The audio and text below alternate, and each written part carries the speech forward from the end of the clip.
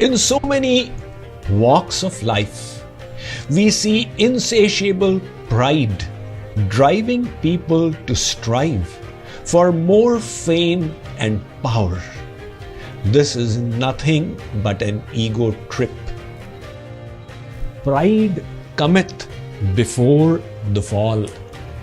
The bigger you are, the harder you fall.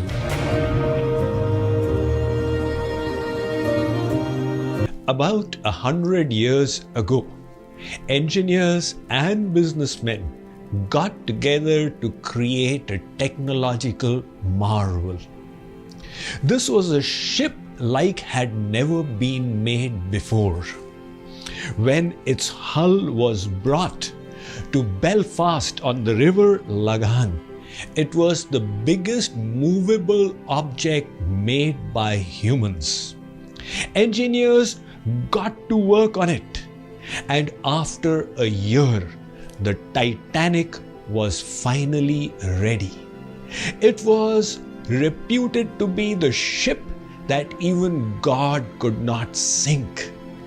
It had a double bottom with 15 watertight compartments fitted with watertight doors that could be operated electrically from the deck with switches. On its first maiden voyage across the Atlantic, it was natural that the cream of the elite of Europe, including royalty, topmost politicians, senior government officials, and industrialists, were traveling. The captain, the first officer, and the second officer believed that the ship was invincible and even God could not sink it. However, 4 days after it left the shore, it started receiving sporadic messages from ships sailing the other way of ice ahead. Nothing was visible. It was a calm sea on a clear night. At night 11:30, a lookout on the deck suddenly spotted an iceberg right in front. He raised the alarm. Immediately the engines were put in reverse and the ship was veered. It sideswiped the iceberg.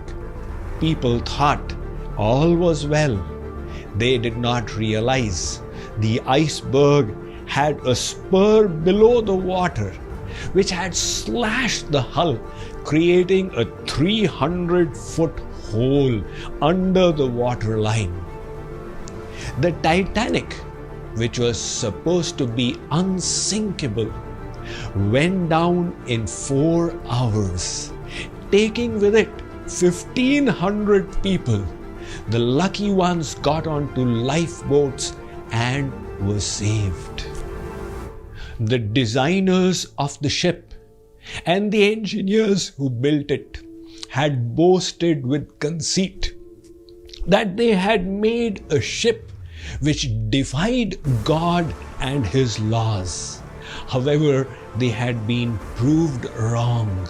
As the saying goes, the bigger you are, the harder you fall. There's a saying in Bengali, Rakhe Krishna, Mare ke. Mare Krishna, Rakhe ke. If Krishna decides to protect you, who can kill you? And if Krishna decides you to be dead, who can protect you? As the saying says, pride cometh before the fall. So while we discuss the purpose of life in our 21-day series and enthusiastically move ahead, it is important to remain grounded. And the virtue that enables us to do it is humbleness. It is not difficult to be humble. All we need to do is to realize our insignificance before the vastness of creation. A wealthy person of Kashi came up to Saint Kabir and started boasting of the mansion that he owned. Saint Kabir brought forth a map of the kingdom of Kashi and said, "Where is the city on this map where you live?" It was a little dot which he pointed out. Kabirji said, "Where is your colony in this dot?" It was a dot within the dot. He said, "Now which is the mansion you are talking about?" That was a dot within the dot within the dot. Sant Kabir said, "Is this what you are proud of? You have created one house. God has created the universe." The firefly can be proud in the night as long as the sun has not risen. But once the sun is up in its splendor, can the Jugnu firefly any longer be proud? That is why, in regard to humbleness, in my latest book, 7 Divine Laws to Awaken Your Best Self, I have mentioned. In so many walks of life, we see insatiable pride driving people to strive for more fame and power. This is nothing but an ego trip.